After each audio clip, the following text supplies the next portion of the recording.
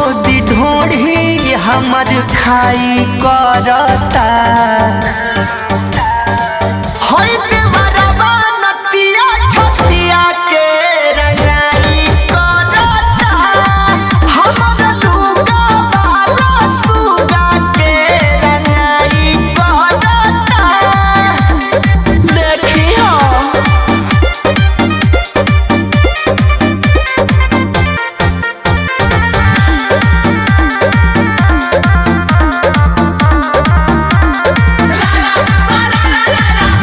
अपन हाल चाल कहे बनल भव काल कहे दोनों हाथ गाल धके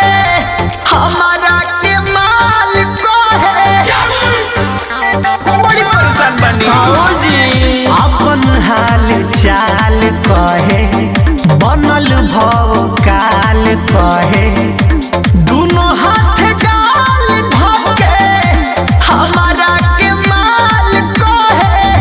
लगिया सटी के कहे वाई भाई धरता होइते बरबा नतिया छतिया के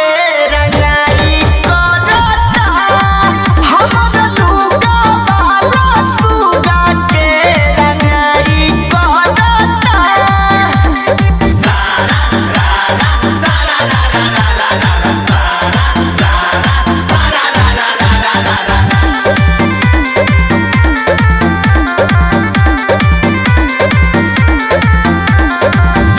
डाल पिचुकारी खाड़े हो जाला देह में जाड़े गोलू बिशुनपुरी सही होली मनावता रे सुना डाल पिचुकारी खाड़े